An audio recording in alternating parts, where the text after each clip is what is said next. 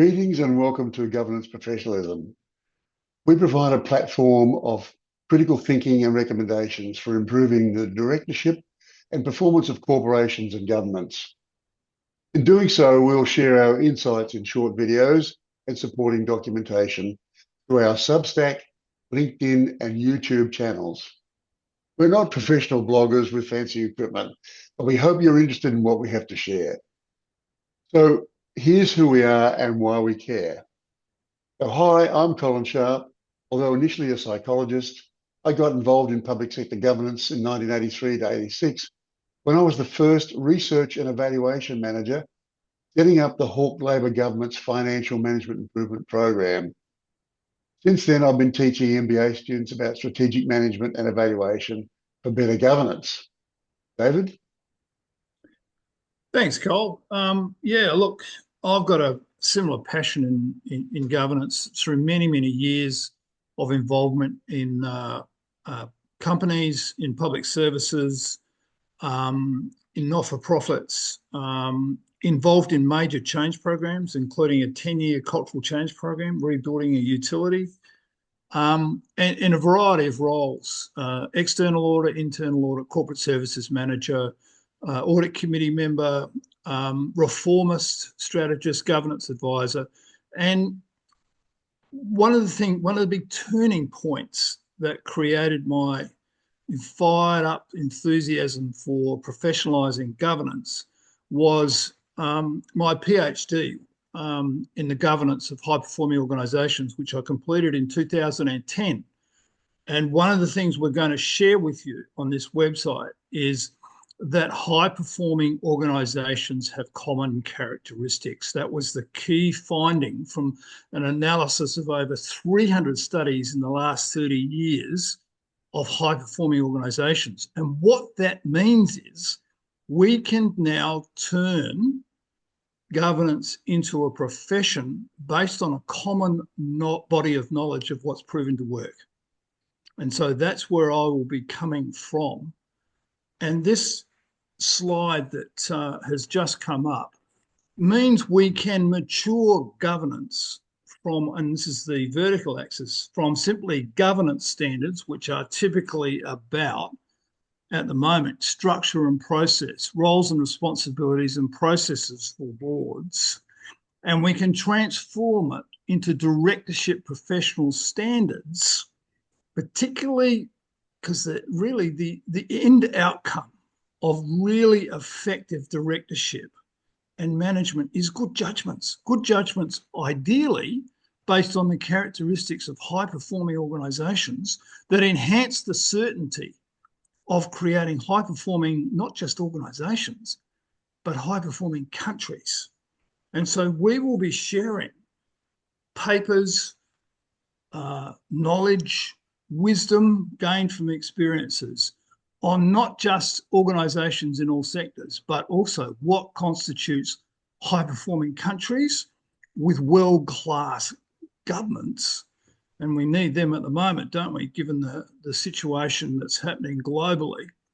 And so that's where we're coming from. And you can see there that what we need to do is move from structure and process. Now, structure and process by itself cannot create performance.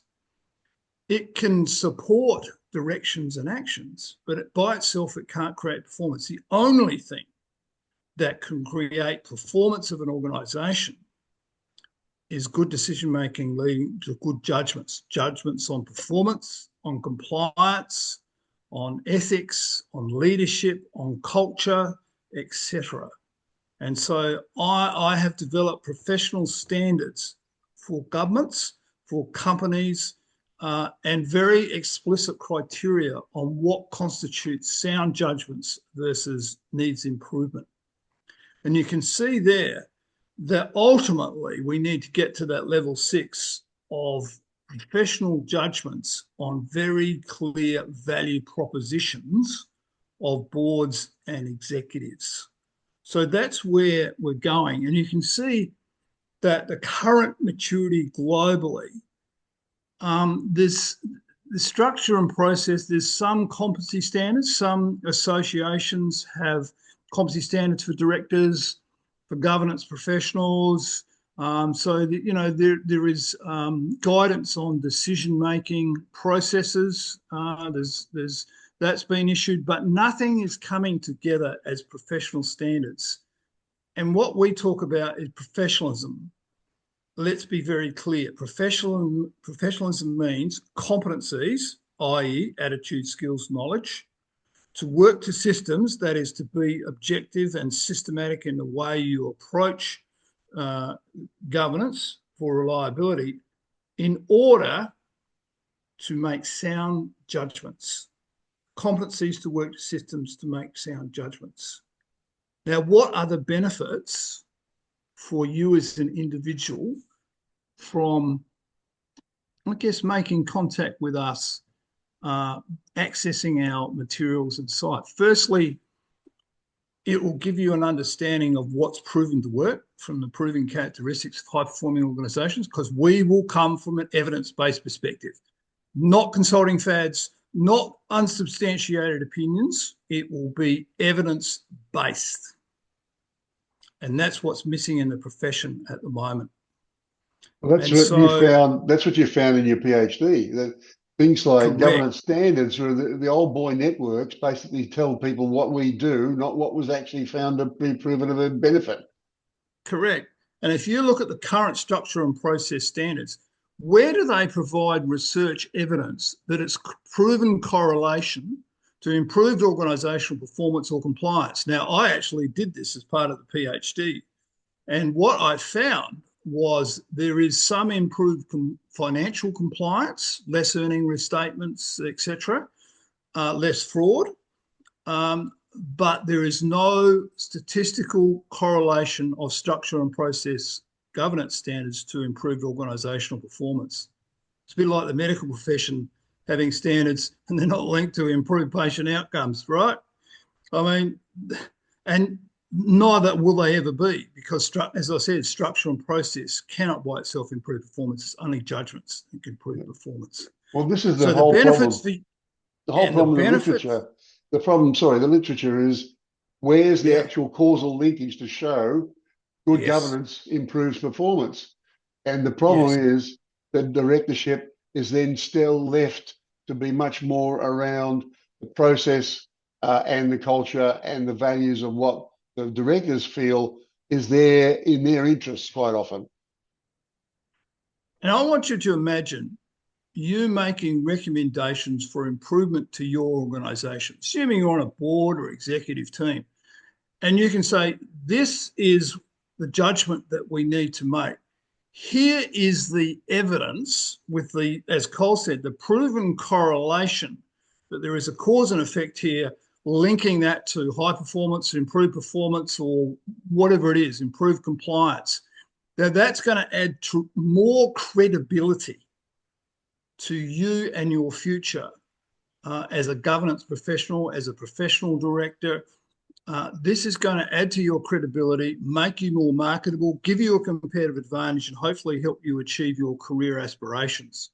And that's ultimately what we're about, right? We're about trying to advance governance as a profession and provide guidance, which what we see is a gap in the global governance movement of professional standards based on what is proven to work to create high-performing organisations, and making sure that we have professional directors and governance specialists with a trusted, proven ability to perform.